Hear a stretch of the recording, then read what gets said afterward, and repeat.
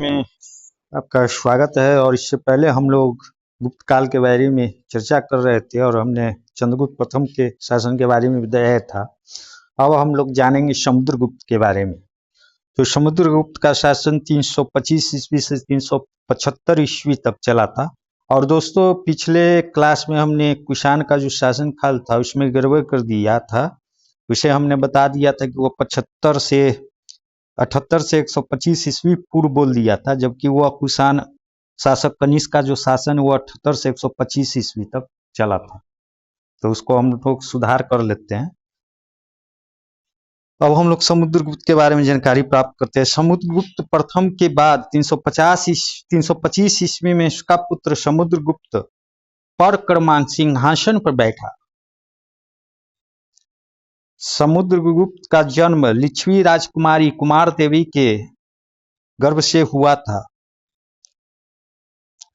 उसका शासनकाल सांस्कृतिक एवं राजनीतिक दृष्टि से गुप्त साम्राज्य के उत्कर्ष का काल माना जा सकता है। समुद्रगुप्त एक असाधारण सैन्य योग्यता वाला सम्राट और महान विजेता था। अपने विभिन्न युद्धों में समुद्रगुप्त ने भिन्न नीतियों का अनुसरण किया, जिससे उसकी कूटनीतिक एवं राजनैतिक सूझबूझ का परिचय मिलता है। कुछ इतिहासकारों जैसे कि B.A. स्मिथ ने उसे भारत का नेपोलियन की संज्ञा दी है। समुद्रगुप्त उच्च कोटि का विद्वान तथा विद्या का उदार संरक्षक भी था। वह कविराज भी कहा गया है, उसे कविराज भी कहा गया है। उसे वीणा वादन का बहुत शौक था तथा वह एक महान संगीतज्ञ भी था। उसके कुछ सिक्कों पर उसे वीणा बजाते हुए दिखाया गया है। उसने प्रसिद्ध बौद्ध विद्वान वसुबंधु को अपना मंत्री नियुक्त किया था। काव्यालंकार सूत्र में समुद्रगुप्त का एक नाम चंद्र प्रकाश भी मिलता है। उसके काल में ब्राह्मण धर्म का पुनरुत्थान हुआ था। समुद्रगुप्त एक धर्मनिष्ठ सम्राट था जिसने वैदिक धर्म के अनुसार शासन किया। उसे धर्म व प्राचीर बंध यानी धर्म का प्राचीर कहा गया है। समुद्रगुप्त ने एक विशाल साम्राज्य का निर्माण किया जो उत्तर में हिमालय से लेकर दक्षिण में विंध्य पर्वत तक तथा पूर्व में बंगाल की खाड़ी से पश्चिम में पूर्वी मालवा तक फैला हुआ था।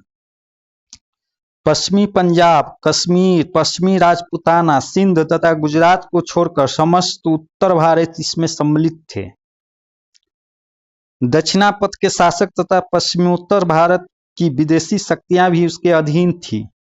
वस्तुतः समुद्रगुप्त ने अपने पिता से प्राप्त राज्य को एक विशाल साम्राज्य में परिणत कर दिया। समुद्रगुप्त के इस विशाल साम्राज्य की राजधानी पाटलिपुत्र थी। समुद्रगुप्त के बाद रामगुप्त सम्राट बना या नहीं, इस बात को लेकर विद्वानों में बहुत मतभेद है। सर्वप्रथम रामगुप्त के इतिहास का पुनर्निर्माण करने वाले विद्वान राखालदास बनर्जी थे। उन्होंने रामगुप्त के शासनकाल को प्रमाणित करने का प्रयास किया। विभिन्न साक्ष्यों से पता चलता है कि समुद्रगुप्त के दो पुत्र थे, रामगुप्त तथा चंद्रगुप्त।